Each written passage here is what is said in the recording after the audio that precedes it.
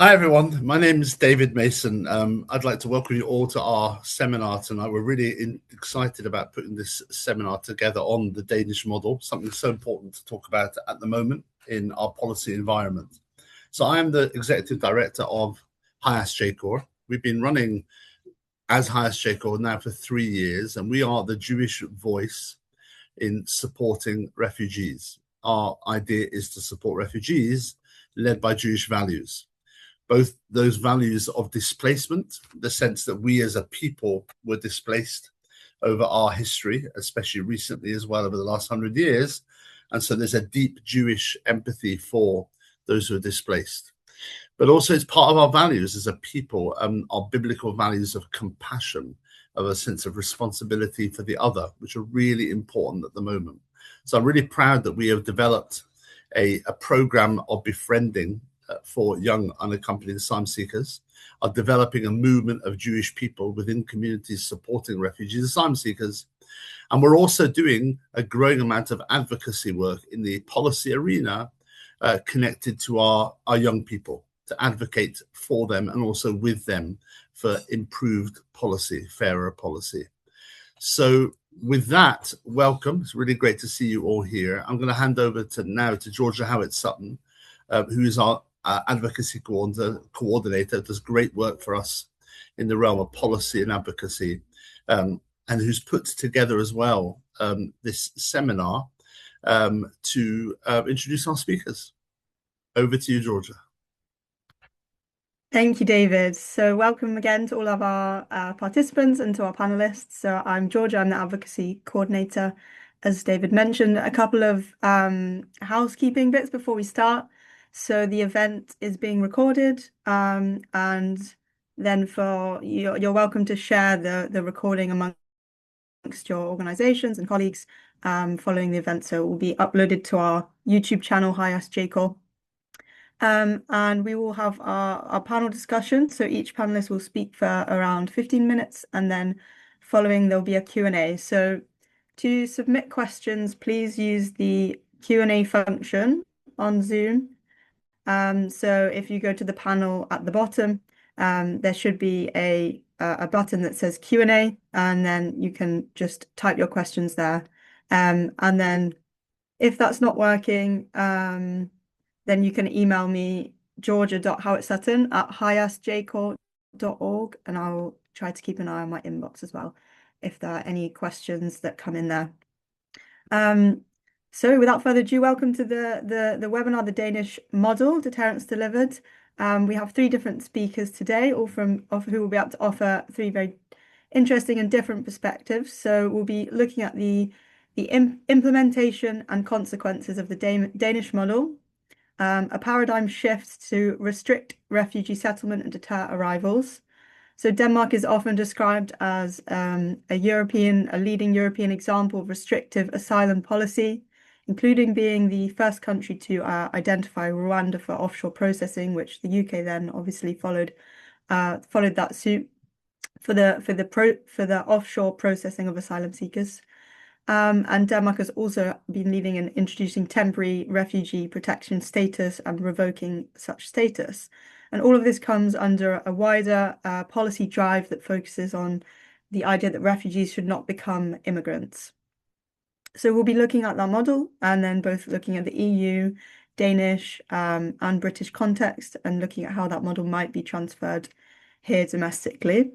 So our first speaker will be Jens Vedsted-Hansen. He's a leading academic currently based at Aarhus University, and his research interests include international European and Danish human rights law, asylum and immigration law. He's written extensively on the deterrence model, including on the intersection between Danish and EU systems. He also sits on the European Commission Against Racism and Intolerance, a pan-European independent human rights monitoring board. Second of all, we'll have Dorte Smed. So she comes from a legal background and is the head of the asylum law unit at the Danish Refugee Council, where she's worked since 2002. So the Danish Refugee Council Asylum Department offers legal counselling to asylum seekers and refugee, and continuously advocates for better refugee protection. So Dorte will be able to offer a bit more of a domestic focus and will explain some of the kind of lived experiences and integration effects of such a paradigm shift. And finally, we have Mihnea Cuibus, who's a researcher at the Migration Observatory in Oxford, which he joined whilst completing his PhD at Oxford, which examines the political effects of widespread immigration on democracies in Central and Eastern Europe. At the observatory, he regularly authors research briefings on issues related to unauthorised migration, asylum and border enforcement in the UK. And he also provides evidence to Parliament and is a key media spokesperson. So thank you to all our panelists, and I will hand over to Jens as our first speaker. Thank you very much again. It's a bit interesting to learn that now deterrent approaches to asylum is considered the Danish model. Some of you will know that normally the Danish model is considered to refer to the Danish labor market model, where traditionally there has been a high rate of trade union organization in Denmark, which in turn meant that the labor market was organized by collective agreements between the organizations of employers and workers. That's what has normally, with some pride, been considered the Danish model.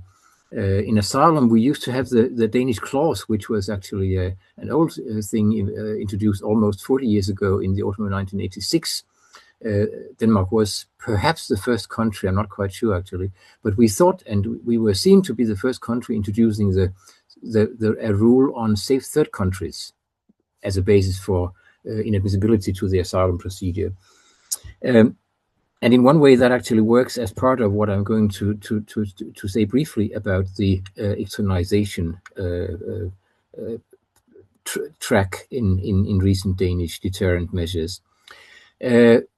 Could we have the next slide? Then I'll just very briefly mention that we have 3 protection categories in Danish asylum law. I'm not going into any detail, but just to make clear that in addition to convention refugee status, we have 2 domestic protection categories: subsidiary protection status and temporary protection status. Taken together, they are both, I think, largely reflecting subsidiary protection in EU law under the qualification directive. My reason for mentioning these is that they were part of the, or this distinction was part of the mechanism applied for introducing temporary approaches to asylum in Denmark. So maybe we could jump to the next slide already. Thank you. Normally, the tendency towards temporary asylum has been coined the paradigm shift. The shift of paradigm from initially receiving refugees with a prospect of permanent residence and eventually naturalization, and indeed integration into Danish society, which was gradually, I would say, replaced by an approach or a paradigm focusing on temporary protection. I will mention in a few minutes that this has to be distinguished from previous models of special temporary asylum or protection regimes. But what has been coined the paradigm shift is normally the 2019 legislation, but in fact it all started in 2015 and can be seen as an early response to the asylum and migration crisis in 2014-15. In a response to that, the Danish legislature introduced the so-called temporary protection status, which is a kind of tertiary status in Danish law, as I just showed by the 3 statuses or protection categories. In fact, however, the temporary protection status is, in terms of definition, based precisely on the same concept or delimitation as the ordinary subsidiary protection status. The specificity about temporary protection status was that the need for protection in accordance with human rights protection against refoulement, Article 3 of the European Convention and so on, the specificity of temporary protection status was that the risk of ill treatment or death even results from a particularly serious situation in the country of origin, which is characterized by arbitrary violence and ill treatment of civilians. That is the definition, which in part essentially makes this temporary protection status a subset or subgroup of the more general subsidiary protection status. Those who are considered fleeing from generalized risks will be granted this status. Along with introducing this temporary protection status in 2015, the scope of revocation of asylum permits was also expanded. We had normally been revoking asylum permits only in accordance with the cessation criteria or clauses in the UN Refugee Convention, which, as you may know, are normally interpreted in line with the recommendation from the Executive Committee and UNHCR. They are normally interpreted in such a way that only when change of circumstances in the country of origin can be considered as fundamental, stable, and durable, only then can the refugee status be considered to have ceased, and correspondingly, only then can the residence permit of a refugee be revoked or withdrawn. This threshold for revocation was simply lowered in this 2015 legislation, not only for the new category of temporary protection status, where it could have maybe some logic formally, but the legislature actually took the opportunity, one could say maybe abused the opportunity, to also expand the scope of revocation for those having been granted the general subsidiary protection status. As a consequence, nowadays, since 2015, only those having convention refugee status enjoy this special protection against cessation and revocation based on the requirement of fundamental, stable, and durable change in the circumstances in the country of origin. So these were two important changes towards temporariness in 2015. The specific temporary protection status, which implied suspended right to family reunification and also reduction of certain other standards. Those reductions were then later on abolished, actually, but still a significant reduction of the right to family unity. In practice, this temporary protection status was aimed at in particular Syrians and Somalis, most of all Syrians, of course, obviously, given the point in time in 2015. Then what is often coined the paradigm shift was another legislative amendment in 2019, which was seen as sort of giving up formally the integration purpose in Danish asylum policy. Not only the Aliens Act with the definition and so on, and procedures, but also other parts of legislation concerning refugees were amended. The idea seemed to be that the term integration should be abandoned. So instead of integration, legislation started to talk about self-sufficiency and return. So there was a shift towards a return focus.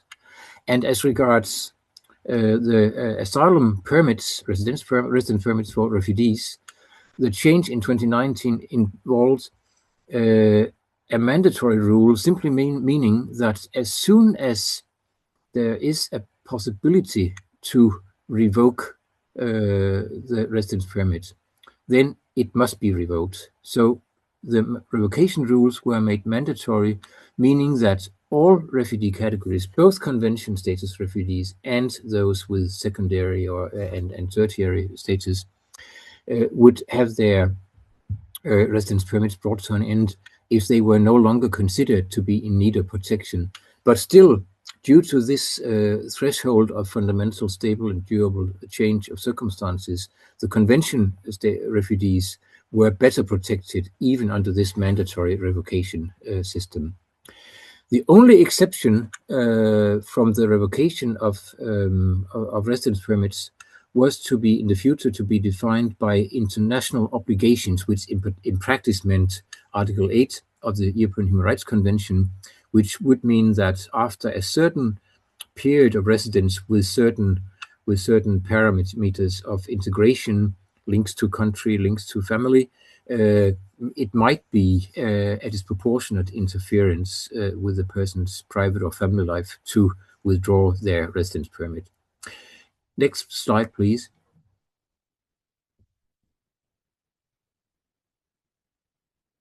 As I said, in practice, the paradigm shift, both in 2015 and in 2019, was affecting Syrian refugees.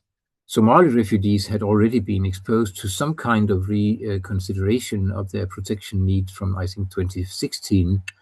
And then for the Syrian refugees, we have seen an evolving shift of practice concerning the perceived protection need for these people. Historically, Syrian refugees were sort of granted the three different categories of protection depending on circumstances. Those who were political dissidents, including draft evaders or military evaders, were granted convention refugee status. The military evaders simply because they were considered to have to be at risk of being imputed the political opinion of being against the Assad regime. Others from conflict areas had been granted subsidiary protection in line with the Sufi and Elmi ruling of the European Court of Human Rights in 2011 concerning Somalis. And then this new subsidiary protection status in practice replaced the temporary protection status in practice replaced the subsidiary protection for these persons, because those not having a kind of perceived individual reason for basis for the protection need were then considered to be victims of generalized violence in Syria. These distinctions were in themselves interesting, actually, because they meant in practice that those who could only be granted temporary protection status were those who had some differential characteristics in terms of gender or age, because they were largely those who had not been politically active and not being exposed to compulsory military service. In other words, it was women and it was men beyond the military compulsory enrollment age, which used to be 42 years for Syria. And in the light of the new rules, Syrian refugees, in particular those with temporary residence protection status, started to have their protection needs and their asylum permits reviewed already in 2019. Actually, the first cases on revocation or non-extension of asylum permits, that's two parts of the same equation, so to say, whether they have a permit revoked or it's just refused extension. The first cases started in 2019. The Refugee Appeals Board was very cautious in examining the first cases. Later on, the Minister of Immigration launched the so-called Damascus project, which was actually later on expanded to not only to the city of Damascus, but also to the region, Rift Damascus. And that led to a quite extensive wave of revocations on an extension of asylum permits. Because the Immigration Service, of course, was quite obedient to the minister's instructions. What then happens, as far as I know, and here Dorte may want to supplement me later on. What happened then was that the Refugee Appeals Board was also very lenient, I would say, in terms of accepting or upholding these revocation or non-extension decisions to begin with, in 2020 and 2021. But then the Refugee Appeals Board gradually started to become more critical, apparently. There was a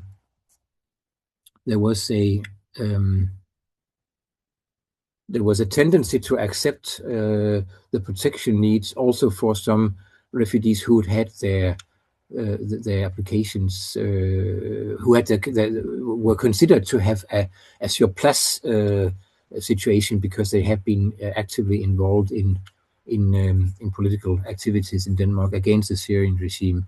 And perhaps most importantly, the Refugee Appeals Board started to become much more thorough and balanced, I would say, in assessing the integration links under this human rights protection against revocation, based on, of course, the duration of residence and the links to family and to society at large. So that's how we saw the evolving practice and the implications of the paradigm shift. This altogether raised some problems in terms of what would happen to what we could consider former refugees, those who had their residence permits revoked or not extended. Could we have a new slide? Yes, thanks, Jens. If you could wrap up in a few minutes, that'd be great. So exactly, yeah, and maybe we should then skip this slide, and if you could go to the next one again on special TP arrangements. I would like to just briefly, thank you, contextualize the paradigm shift. We had seen special arrangements for temporary protection for specific groups of displaced persons earlier in Danish history, not only in Denmark, but elsewhere, of course. We had temporary protection for Bosnian refugees, for Kosovo refugees, and more recently for evacuees from Afghanistan, and of course for displaced persons from Ukraine. The novelty, I would say, about the temporary aspect of the paradigm shift, the turn towards temporary protection, was the fact that it was seen as a way of reducing asylum capacity, so to say, to get rid of refugees as soon as they were perceived no longer to be in need of protection. Quite opposite to the previous regimes, when we had seen introduction of temporary protection, in particular in the 90s, with a view to actually increasing protection capacity. I'll say no more about temporary protection. I just linked here, gave a link to the so-called Temporal project, which was a Norwegian funded and coordinated project about the return turn in asylum policies in Europe. In that project, we focused in particular on Denmark, the UK, and Germany, in fact. And you can find through this link at the project website various publications, including some reports mapping the situation in Denmark, Norway, and the UK. If I could then just have another slide. Thank you. I'll mention briefly the plans to outsource asylum from Denmark. It was adopted as a political program, so to say, by the Social Democratic Party in 2018. And then when they took government in 2019, it was part of their platform, so to say, to prepare for externalization of asylum, not only processing, but also protection for those who were held to be in need of protection. And it has often been referred to as the Lex Wanda project, because it was a line of preparatory steps towards externalizing or outsourcing asylum, both procedures and protection, to Rwanda. Partly like the UK, Denmark made two memoranda of understandings with Rwanda in the spring of 21. So far, I think Denmark was the front runner. We also, the Parliament also adopted a bill preparing the domestic framework for these outsourcing decisions already in June 21. And that was earlier than the UK, if I remember well.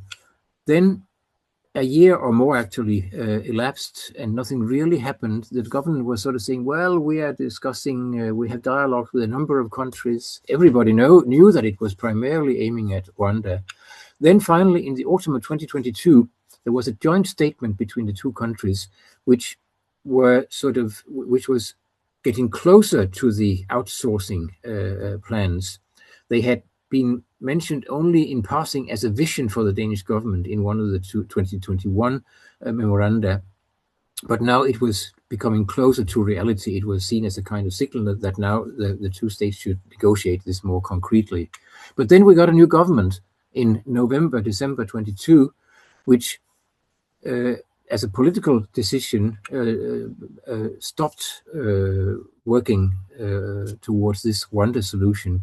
Maybe also because they were aware that there might be possibilities to join a more pan-European solution. There were already sort of preparatory steps at the EU in the context of the reform of the common European asylum system. And in fact, without going into any details, I would say that the asylum reforms adopted by the EU, partly in 2024, but most importantly, actually, in the late winter of this year, have paved the way for wonder solutions. So now I see only two questions left. First of all, of course, whether Denmark can work on this still together with other EU member states, because we have the opt-out, but still in these matters, I think there is maybe a strong joint interest. And secondly, of course, the question will be whether any third countries will really be prepared to enter into such arrangements. And thirdly, we will have to wait and see what the two European courts, the EU Court of Justice and the Human Rights Court, how they will react to these plans, because there will, of course, be cases presented to the two courts. So that's for the future to see. Thank you very much. Thank you, Jens, for that fascinating start to the webinar. And I think I'll just pass straight on to Dorte for the next section. My name is Dorte Smed. I'm from Danish Refugee Council, our asylum department, heading our asylum law unit.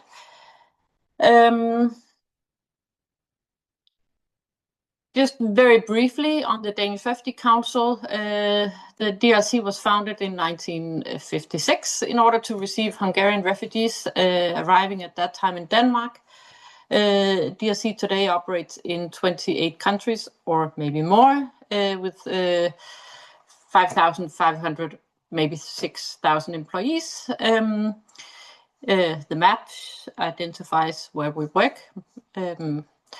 In Denmark, we offer counseling and support to asylum seekers and refugees in relation to both asylum and integration, and advocate for better rights for these groups. So just very shortly on us.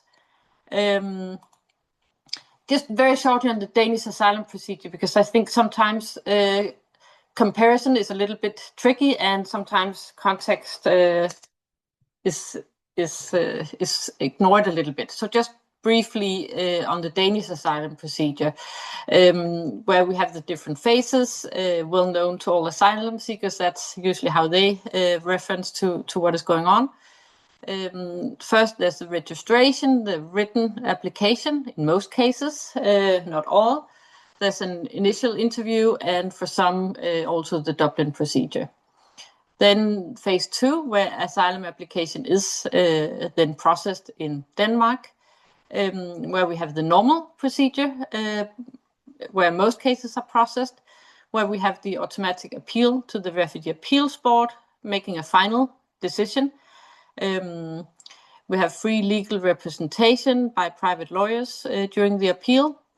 The manifestly unfounded procedure with a limited number of cases being processed with no appeal, but we in the DRC have a role in that procedure and can either confirm the further procedure or veto the case or veto the procedure.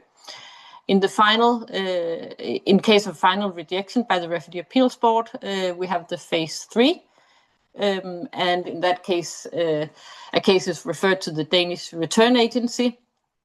In case of cooperation on return, there's reintegration support, different services. In case of non-cooperation, there's the risk of forced return, the reporting obligations a lot of times. Accommodation is continued, usually at a return or deportation center.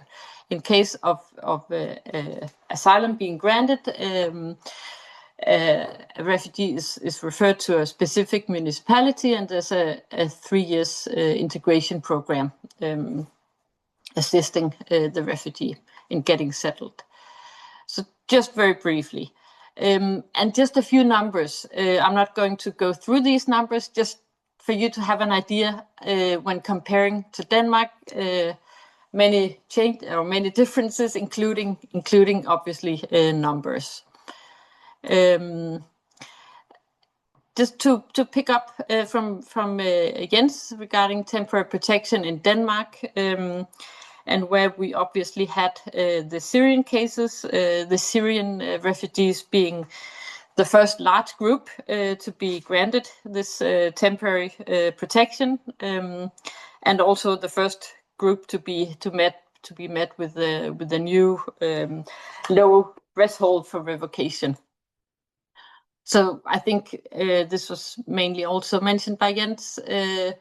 We saw the first cases in the summer of 29, where the Refugee Appeals Board turned down the cases,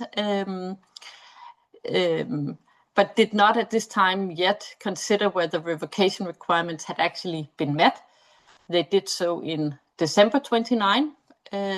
Now confirming again, Damascus is considered safe enough for revocation also, and extension of residence permits was denied. This was then extended to Rif Damascus, later to Latakia and Tartus, and in October 24 also to Homs. Just a little bit regarding the numbers of these cases.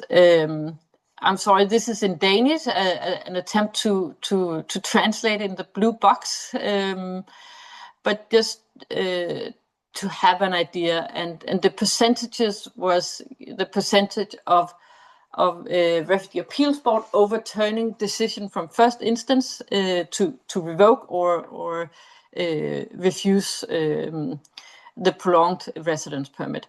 So you can see, I mean, increasing over the first years, but still the total numbers not being very high. In fact, I think more than a couple of thousand cases were considered for revocation. I think in the end it was less than 200 cases where we saw actual revocation or denial of prolonged residence permit. As also mentioned by Jens, in a lot of these cases, it was the links to Denmark and the European Convention of Human Rights, Article 8, on family and private rights, or the right to private life and family life, that prevented actually revocation of protection in many of these Syrian cases.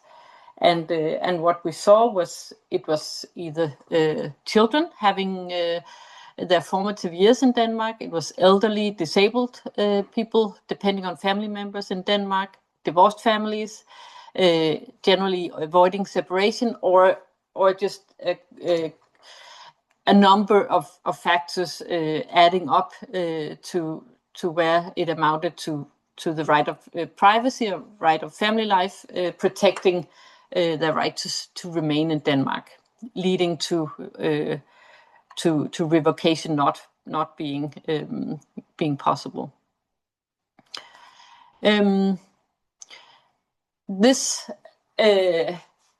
This temporary protection, this huge focus on temporary protection, and being repeated so many times in the debate in Denmark that protection is something temporary and it should be revoked as soon as possible, of course, has had huge humanitarian consequences. It has led to huge fear and frustration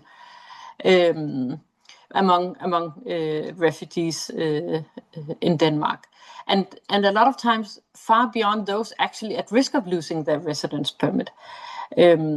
We have, I mean, these lowered standards, this lowered threshold for revocation does not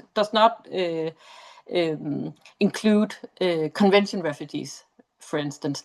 But we see the fear of losing a residence permit goes far beyond those who are actually at risk of losing it. And obviously it has been pointed out several times, when the future feels uncertain, integration is difficult. Trauma treatment, which is in a lot of cases, of course, relevant, is also extremely difficult. We have seen refugees in orbit in a way. We saw during this mentioned process with the Syrian cases, we saw many Syrians leaving Denmark to travel to the UK, to Netherlands, other countries, then sometimes being returned, sometimes living in difficult circumstances underground, etc. Obviously, there's the risk of refoulement, the risk of adding to instability in a country of origin, and many other consequences. So that has led to a huge need for counseling, huge need for information, because this has caused a lot of concern in the group, no doubt about it. This is just to mention a few reports. Some of the reports has been produced during the years in Denmark, where these negative consequences have been analyzed and documented. So please take a look at that if you need more information on that. Some of the other deterrence elements we have seen in the Danish context. We have seen the limited duration of residence permits, central part of this temporary protection scheme. We have seen convention status also now only for 2 years at a time, prolonged every 2 years. Subsidiary protection, 1 year, then 1 year, then 2 years at a time. So it's, I mean, people have to apply for having their residence permit prolonged again and again. In itself causing a lot of distress, obviously. We have this temporary subsidiary protection or just temporary protection, 1 year at a time, several times, until it eventually then can be prolonged for 3 years at a time. We have seen the special laws for Afghans and Ukrainians, again, very temporary, very limited rights in many ways for these groups.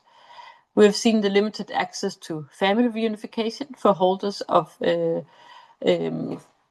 temporary protection status. Generally, a strong focus on repatriation, also during integration programs. I think even the allowance granted when refugees are just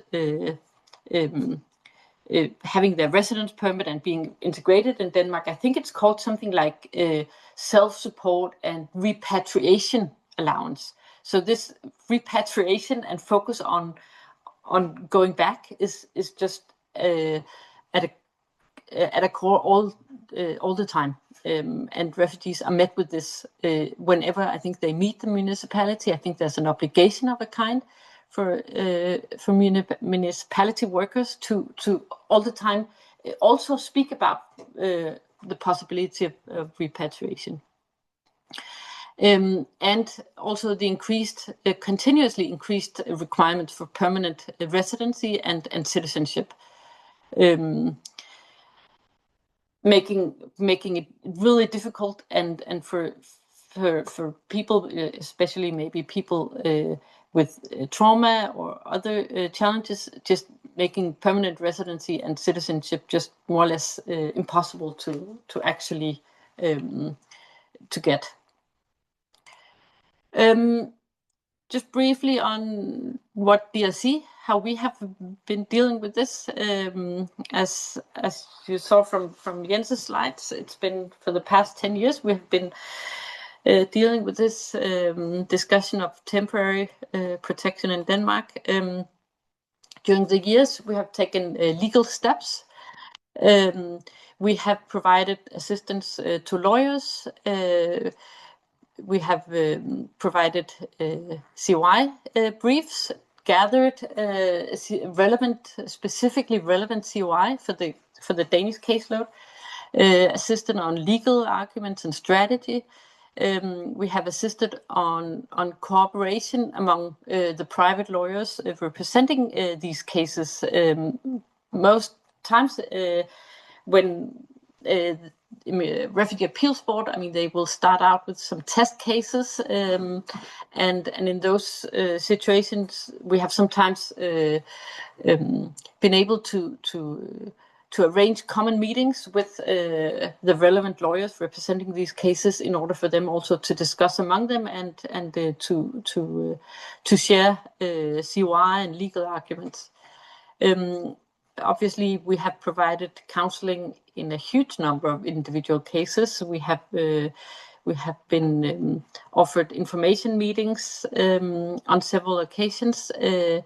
We have, during the years, in a large number of cases, also requested a change of legal status since the past years, since 2015. Before that, it didn't make so much of a difference what kind of status you had in Denmark, but since then, there's a huge difference between the protection you're actually granted between if you have one or the other of these statuses. So a lot of times we have assisted in requesting a change of legal status. We have also been representing refugees in request for reopening of decisions to revoke. We have an unsuccessful attempt with the European Court of Human Rights in one of these Syrian cases. And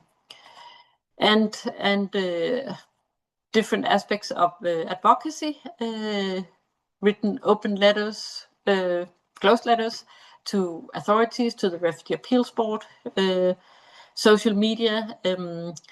We have published position papers and arranging conferences, often in cooperation with other organizations.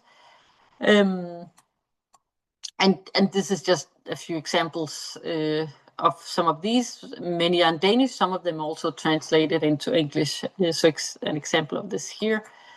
Here's from a conference on temporary protection. Yeah, that was it from me. Thank you. Thank you, Dorte. And now we'll move on to our third speaker, Mihnea. So I'll try to go quickly through some of the details of the proposed reforms in the UK, looking at how it's similar to the Danish model, what the differences are, and what we know about some of the potential effects of these proposed reforms. I'll go a bit quickly through some of this since we're running over, but please feel free to come back with any questions, and I'll provide more detail in the discussion. Right, so there are two big reform packages that have been announced in the UK towards the end of last year, both announced by the Home Secretary in November. The first relates to changes to settlement, to how permanent residence works in the UK, measures to make that significantly more restrictive than it is in the present. For that, the public consultation ended about a month ago. We're still waiting to hear more from the government about what exactly will be implemented and which of the proposed reforms will be either abandoned or changed. Then separately, we got announced reforms to the UK's asylum system, which are most directly connected to the Danish model. Some of this has already been implemented. We're looking forward to hearing more about some of these other measures contained in this package throughout the summer. When it comes to the asylum reforms themselves, there are three main elements to what was announced by the Home Secretary. The first is overall changes to how the asylum system works in the UK towards a model of temporary protection that was inspired by Denmark. Home Secretary also announced a number of measures that are aimed to increase returns of unauthorized migrants as well as the outline of some new safe and legal routes that will be kept, but we have very limited detail about that, so we're also waiting to hear more during 2026. In this presentation, I'll just quickly look at two key questions, essentially how Danish is the UK's new system, and then discuss what the potential effects of these reforms might be. Looking at the key changes to asylum, so the most visible change has already been implemented starting from the 2nd of March of this year. Everyone receiving status, everyone receiving protection in the UK from that date onwards will be put on a form of temporary status. So 2.5 years of status is granted upon receiving asylum. That is renewable until the person either leaves the UK or is granted permanent residence. The aim is to review that status every 2.5 years and curtail the status and push for a return if changes in origin countries make the government deem certain countries safe. Now, something to keep in mind, given the previous presentation, is that there is no meaningful distinction between different types of protection that is being made in the UK. There are two main types. So we've got convention refugees, and then we've got people granted humanitarian protection, which in theory is similar to what's called subsidiary protection in the EU. However, in practice, there's no meaningful distinction between these statuses in the UK. Everyone gets kind of the same rights. Everyone gets the same rules. So we don't have that differentiated system between different groups of refugees that we see in Denmark, but we also see in some major destinations across the EU, like Germany. Another element that is essential to the reforms are the changes to permanent settlement. So currently, everyone gets status for 5 years, and then after 5 years, refugees are entitled to apply for permanent residence or settlement. That's going to shift massively under the reforms proposed by the government for what's called core protection. So these renewable statuses that have been granted from March onwards. So there will be a 20-year baseline wait for protection. So that's the baseline wait for protection. Now, the way the new system is supposed to work in the UK is every group gets their own baseline level, and then from there onwards, there are a series of either additions to that weight. So, for example, another 10 years is added for coming into the country without authorization, which means that some of the small boat arrivals we've seen in recent years may be waiting for up to 30 years. There will be penalties as well for using public benefits or being outside employment. On the other hand, people will be able to reduce that baseline weight if they meet certain requirements in terms of having higher income, a higher level of English, or meeting certain employment conditions. So each person will have this system of baseline weights and then different either penalties or bonuses for different conditions. Now, the idea is that people will be able to move from this core protection route onto so-called work and study refugees routes, which will, in theory, may have shorter baseline weights than that 20-year period.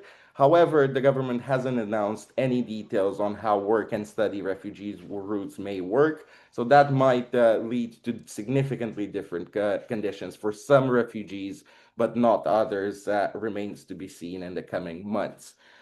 In addition to this, there have also been a tightening of rules for family reunion. So until September 2025, refugees in the UK were able to bring over their partners and dependent children without any conditions attached to this. Since 2025, this bespoke refugee family reunion has been ended. There's nothing been put in its place. So currently, refugees need to meet the same conditions as British nationals or other migrants with permanent residence need to meet. And that's most importantly in an income requirement. So they need to make at least 29,000 pounds a year in order to become eligible to sponsor their close family to come over. There's also been a mention of a potential new route for refugee family reunion, a bespoke route with new tighter conditions. But again, we haven't heard any details about how that may work in the future, and we're looking to hear more in 2026. There's a number of smaller measures which include giving the government discretion to deny accommodation and subsistence, for example, for asylum seekers who have been granted the right to work or are found to have the means to support themselves. As I mentioned earlier, there's also some other measures, including in this bigger asylum package, so measures to streamline appeals. Currently, appeals in the UK are dealt within the judiciary system. And under the new system, that moves towards a model more similar to Denmark's. So instead of judges, there will be a new body of professional adjudicators, is what the government calls it. The idea is to streamline the appeals process, make sure that all possible appeals or further claims are dealt with at once, and also narrow the scope for certain human rights or modern slavery claims. The big caveat here is that successive UK governments over the last 20 to 30 years have repeatedly aimed to reform the asylum appeal system to have this, what's often called a one-stop shop system for asylum appeals. There have been a series of reforms over the years aiming to achieve that. Now the new government is again promising to achieve that. The extent to which it may be successful, or the extent to which this new body will be more efficient than the courts, that remains to be seen. The government also says they'll introduce visa penalties for countries that refuse to cooperate on returns. We've seen the first indications of that a few months ago with sanctions being threatened for countries including the DRC and Angola. We've seen those countries agree to cooperate with the UK more, though we don't know to what extent this will actually lead to more reforms in the coming months. Again, there's this mention of new safe and legal routes being introduced for refugees based largely on a sponsorship model which the UK used for Ukrainian refugees, which allowed people to sponsor refugees and offer them accommodation for a limited period. This is supposed to be subject to an annual cap, with bespoke routes for students and skilled refugees coming into the country, but we know very little about how this will work, as well as when we might be looking at these new safe and legal routes being introduced. Some of the key elements in these reforms are indeed borrowed from Denmark. So we're seeing a move from this very European, very standard European model of a 5-year system that leads directly to permanent settlement, to a model more like the Danish one, aimed at temporary and renewable status is becoming the norm, and us having this system of status being reviewed periodically to determine if refugees continue to need protection. The idea is that status will be curtailed and people will be returned to their countries if conditions at origin improve. But the big question here is, how will this work in practice? There's a lot of questions about administrative capacity in the Home Office. And also there's the case of Denmark, as the previous presentation highlighted. Even though this was such a central part of the reforms and of the model, in practice, it hasn't really had much of an effect. In Denmark, we've seen just a few hundred people being denied an extension of status. I haven't personally seen any evidence of forced removals of people with curtailed status actually occurring in Denmark. So again, depends how much the UK borrows from this Danish system, or whether the UK actually intends to have a more practical impact in this regard. We've seen restrictions on refugee family reunion that move the UK towards Denmark. We've seen a longer path to settlement conditional on integration. Again, it could be argued that this is drawing on some elements in the Danish model. And also there's the core element of it, which in both the UK and the Danish case, the explicit goal is to deter migrants from coming to the country, applying for asylum in the first place. Some scholars have talked of the symbolic nature of this. of the idea of creating essentially this negative image of the country in order to convince people that Denmark, or in this case the UK, is not actually a good country to offer them protection. The extent to which the UK actually aims to do that as well is unclear, but there definitely seems to be a clear message that the government wants to send to prospective asylum seekers as well. So it's important to look at this dimension, this more symbolic dimension, as well as the practical impact. Now, there are some key differences between the UK and Denmark. So the UK hasn't picked up a number of elements from Denmark. So there's the controversial jewelry law, though again, the practical impact of this has been limited in Denmark. We won't see any confiscations of assets on the UK side, though we will see increased expectations to contribute to support where possible. And here we're seeing more discretion on the government's behalf when it comes to providing support and accommodation. Some of the elements on encouraging returns and creating these new potential safe and legal routes, these are unique to the UK. They're not lifted from any elements of the Danish model. We're also seeing some practical differences when it comes to both settlement and family reunion. We're seeing a much longer proposed wait in the UK than in Denmark. And we're seeing, ignore the slide here, we're seeing still tighter conditions on family reunion in Denmark than in the UK thus far. So just looking at settlement and family reunion in more detail. So from March 2026 in the UK, we're looking at 2.5 years of renewable status. That compares to between 1 and 2 years in Denmark, depending on which status you get there. This is down from 5 years previously in the UK. We're looking, although this hasn't been implemented, at that longer wait for settlement, the baseline with reductions and additions depending on conditions. Yeah, this contrast with in Denmark, settlement is usually granted after 8 years, though this is not automatic. People need to wait 8 years, but still meet certain conditions on employment and benefit use, for example.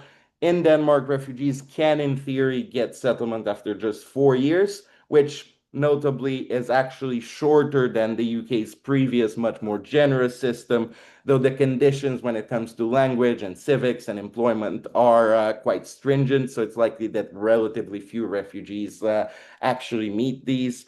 And just to zoom out from the UK, from Denmark, when we look across Europe and when we look at settlement specifically, the UK's proposed reforms are actually the most restrictive system across Europe.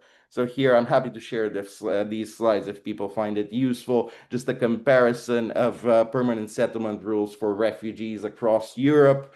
And the UK, clearly the most restrictive, if it does in fact implement the system of 20 to 30-year waits for refugees. Denmark will come close to somewhere around the second, third place in terms of restrictiveness with its standard 8-year system. In many countries across Europe, the system is quite similar to what the UK previously had, which is 5 years on a temporary leave for refugees, followed by being able to apply for permanent residence. However, certain European countries, including Denmark, has different rules for different categories of people granted protection. Again, in the UK, we're seeing just one system for people, regardless of whether they're considered convention refugees or given some other form of protection. Finally, looking at family reunion, before September in the UK had a bespoke unconditional route allowing all refugees to bring over partners and children. Now that has been cancelled. We're moving to a system with an income threshold and a basic English test being required. For context, this is relevant in the context of inflows of migrants into the country. In the last 3 years of the previous system, we saw an average of one person arriving on refugee family reunion for every 3 people who were granted asylum in the UK. Denmark has currently tighter rules across the board when it comes to refugee family reunion. So we've got conditions on income, language, housing, age.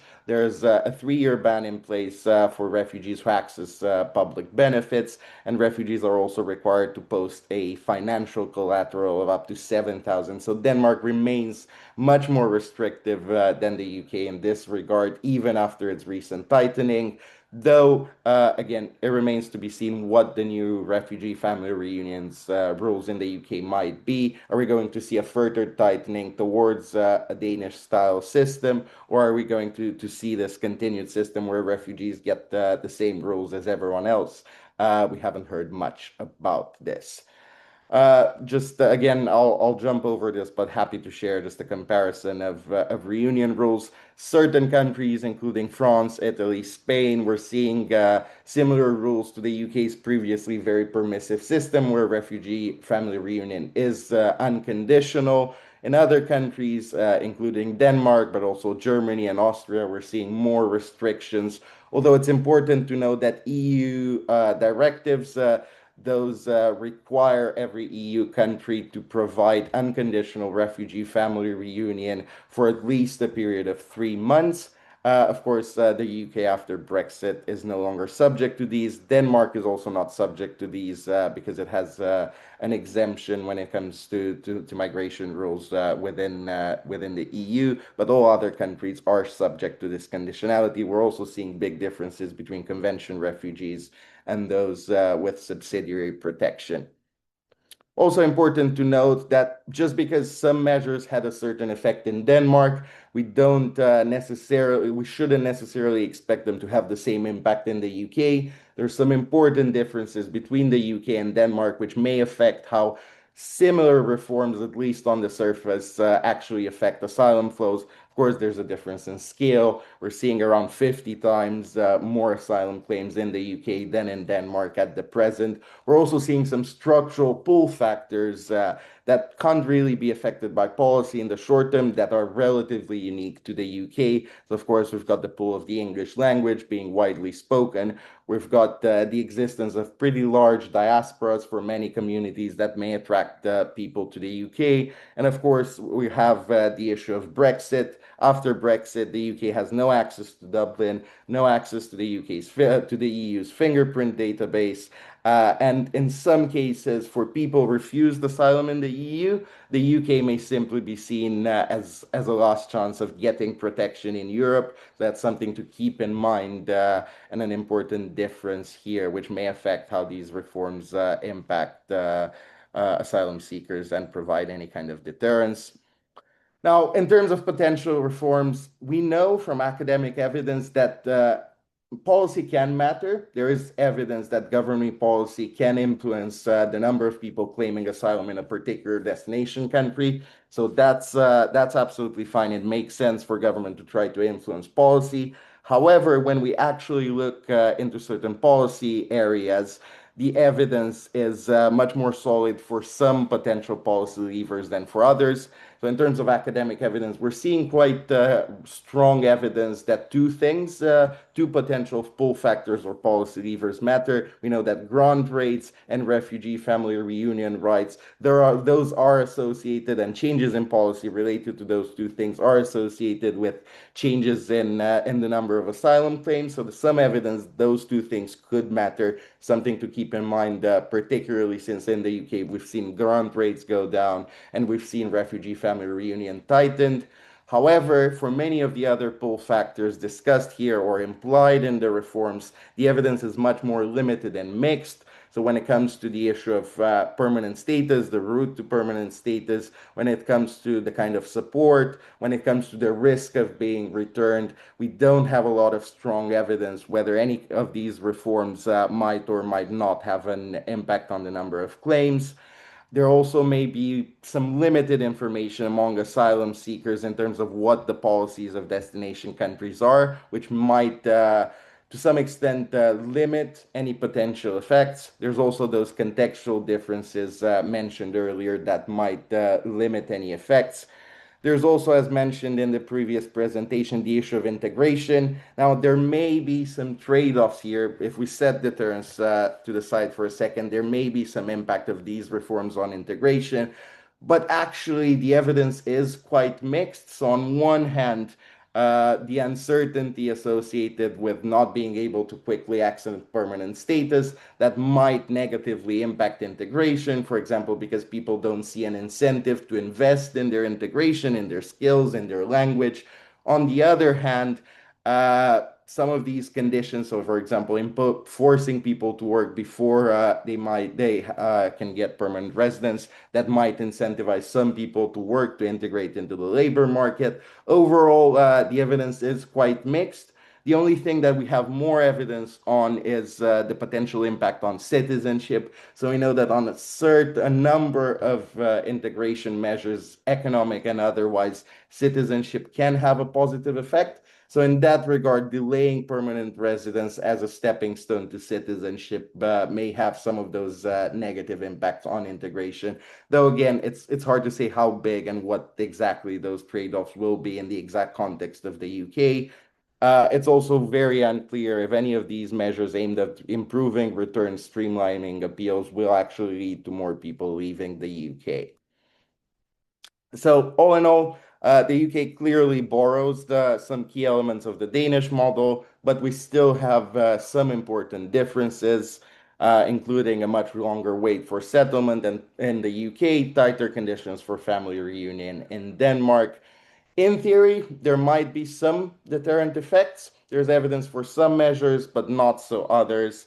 But it's very, very hard to say what exactly will happen. And actually, it's hard to disentangle what exactly the effects have been in Denmark of all of these reforms.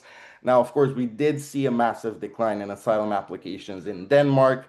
However, many of these reforms, much of the paradigm shift that Jens mentioned earlier, much of that was implemented starting in 2019. The big decline in asylum applications in Denmark happened well before 2019, so right after 2015, 2016. We'll never have that counterfactual, so while it is likely that there has been some deterrent effect in Denmark, and we're definitely seeing that decline in applications on the whole, it's very, very hard to attribute how much or any of that to specific policy changes, and even harder to say whether similar measures will have the same impact in the significantly different context of the UK. Very happy to go into more detail on any of these and answer any questions in the discussion. Thank you. Thank you very much, Mihnea, and all of the speakers for their fascinating contributions. So we were trying to answer the question if the Danish model has delivered deterrence, and I think it was a very mixed picture from all of our speakers, with some evidence that perhaps the real policy aim was the effect around deterrence and deterring arrivals rather than the actual possibility of returning refugees. So we've got about 15 minutes left for our Q&A, and lots of questions have come through already, which is great to see. If I could ask speakers to just keep their cameras on and perhaps try and limit our responses to a minute or two, as we do have quite a few to get through. So I think I will start with a question from Cornelius, who has asked that all speakers have highlighted the adverse effect on integration of making refugee protection temporary. And we were wondering what the understanding of refugees' rights to integration under international or European law. Perhaps Jens, you'd like to start?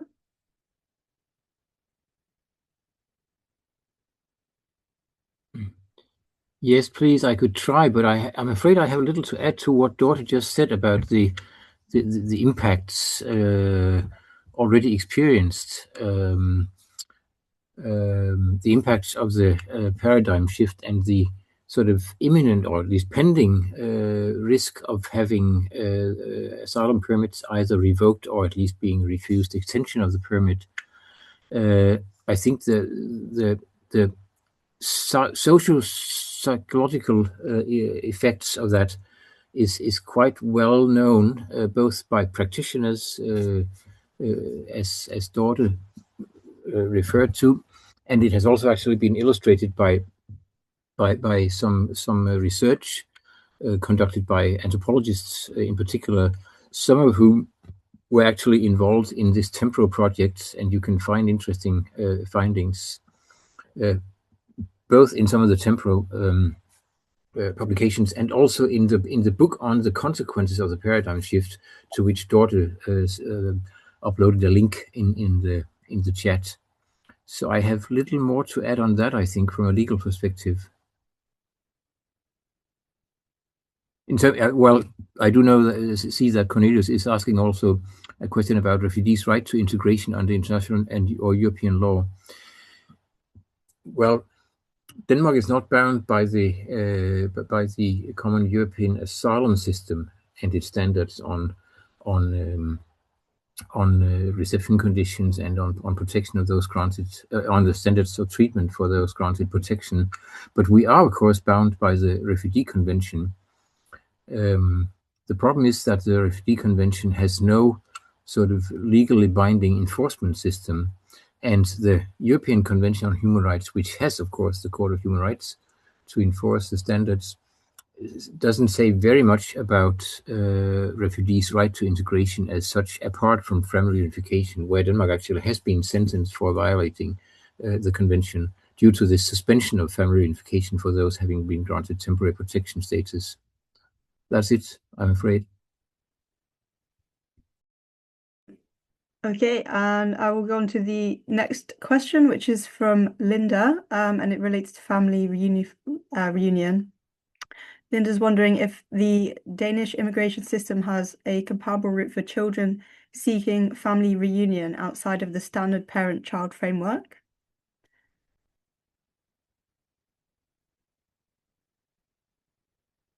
Would Dorte, perhaps you'd like to come in? I can try. I'm not an expert on family reunification. I think it's limited outside the. I mean, a minor child can in some in many cases request family reunification with a parent, but I think outside it would need to be there would need to be some very specific grounds for family reunification, I think, to be granted in that case. I think maybe to follow up also on the rights to integration for refugees, I think maybe it's just worth adding that in Denmark, I mean, you do have there's quite extensive integration programs, but what has been the challenge lately is a lot of times it's also just the debate and this focus on temporary protection. And this, as mentioned, I mean, I think for a refugee, every time they go to the municipality, they will get a lot of services, but at the same time, they will be presented with the option of repatriation. So it's quite complex, I would say. I don't know if that answered the question. Thank you, Dorte. And the next question, which I think you touched on, Mihnea, is that you mentioned the kind of symbolic dimension of deterrence, that creating an image that the country is not a good place for asylum seekers or refugees. Sorry. Question. So yeah, I was wondering how important this symbolism is compared to actual removals, and perhaps Dorte as well can come in on expanding on the kind of lived experiences under this policy. Yeah, so I mean, it's tricky to make general statements because, of course, the decision process of asylum seekers can vary quite widely. So for some asylum seekers, of course, they come into Europe with a clear destination in mind. Others, it's a much more dynamic process where they go from one place to the other. Maybe they've been refused asylum in one country, moving on to the other. Now, generally, what we know from studies essentially interview asylum seekers is that asylum seekers care about this idea that countries will be generous. And for example, in the case of the UK, one repeated finding was this idea that the UK is seen as this sort of generous, democratic, relatively well-run and full of opportunities destination for asylum seekers, essentially having a good image among prospective migrants. will this be enough to make a difference and create this negative image? I mean, it's very, very, very hard to quantify, but in theory, it may make a difference. Now, the extent to which this reputational aspect and how this compares to, for example, objective factors like the rate of being returned after a refused application or any other factor, that's very difficult to weigh, and it's going to matter much more for some asylum seekers than for others. However, for certain part of them, especially some that might have relatively limited information of what the situation actually is in terms of policy at destination. Now, where objective information is much more limited, then reputational aspects are likely to play more of a role. And this might make a bit more difference in terms of deterrence. But the question is, how does this information actually travel to these prospective asylum seekers, and to what extent it will be enough to shift essentially decades of the UK trying to establish a positive destination? That's very, very hard to say. And again, it's going to vary quite wildly between different groups of prospective migrants.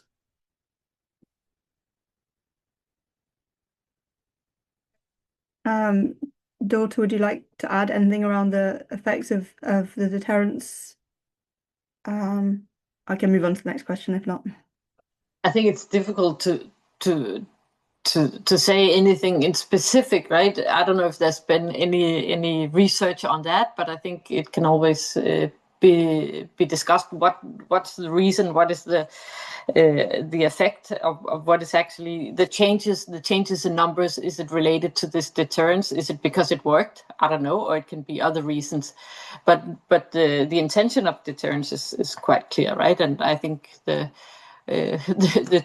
jewelry law mentioned is just really an amazing example of that, because it didn't really have any effect, but caused a huge debate. As I remember, they put articles in newspapers all over the world.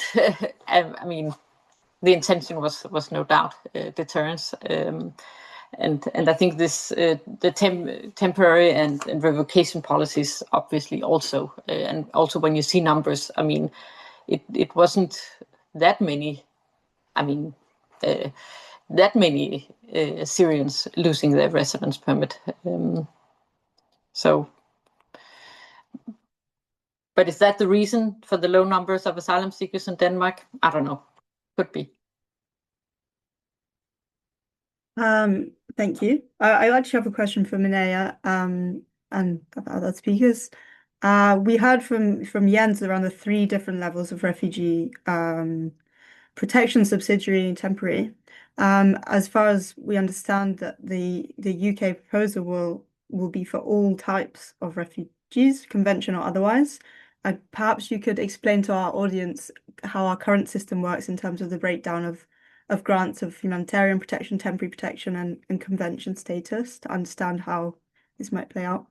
Yeah, so essentially we've got two big types of statuses being granted to asylum seekers in the UK. We've got convention refugee status, and we've got this humanitarian protection. If I remember it right, the current split is somewhere around 90-10. So around 90% of grants here in the UK are for convention refugees, and another 10% are of humanitarian protection. Now, this hasn't changed a lot. The split is quite different in the EU. I think we saw around 40% of grants being of subsidiary protection, so much more. But the thing is, in practice, this UK distinction means nothing. We've got a one-size-fits-all system, and this has been the case for at least a couple of decades. The current government hasn't moved at all, and hasn't suggested that it's exploring any kind of distinction between that. So we'll be probably moving forward with that. Is there any kind of strong, meaningful reason why we still have that distinction between humanitarian protection and standard refugee protection? No, it's probably just a historical artifact or some kind of legal factor, but it's essentially a one-size-fits-all system, and there's not a lot of perspective for that to change in the near future. Thank you, and I think we have time for one more question from Pragya. So, as in addition to the temporary protection status, we've also introduced a range of measures around restricting financial support for asylum seekers before the grant process. Are there any comparable measures introduced in Denmark to use destitution, the state of destitution as a deterrent for incoming asylum seekers? And if so, what was the impact of these measures? Jens or Dorte, would you like to come in? Would you start, Dorte? Yeah, I can try. I think what we see in Denmark, I mean, there's been over the years restricting some of the services to asylum seekers, but I think it has, to my knowledge, never been discussed to strip asylum seekers from food and accommodation. So it's more a matter of the amount of pocket money available.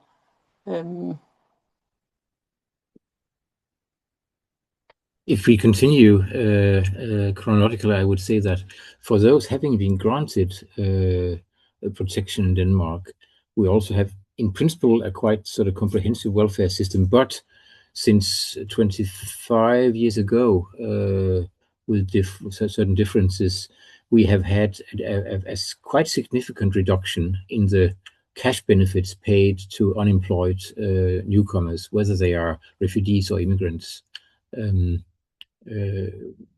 If they don't have an unemployment insurance, which is often not the case, of course, for newly arrived refugees, they will have general social welfare assistance, and there the benefits are. I'm not quite sure how much it is. I would say close to half of that paid out to most sort of permanently staying citizens and non-citizens in Denmark. There is a kind of accrual system, so only after, I think it's now up to even 8, 9, 10 years, I think it's 10 years now, will they be entitled to the full amount of the cash benefits, and only if they even have, in addition to the residence period, even have had employment for a certain period as well. And so I would say the destitution as such maybe rather occurs at the other end of the spectrum. For those Dorte mentioned who have been sort of stripped of their protection by having their asylum residence permit either revoked or not extended, there may be some of those who remain in Denmark but go under the radar, so to say. We don't know by nature of things whether they may be here. Formally, they have to go to these deportation centers, but since the conditions there are very strict, some tend not to go there, and there may be a number of sort of people living in clandestine situations where they cannot access public benefits, and maybe then dependent on the black labor market or even criminal activities.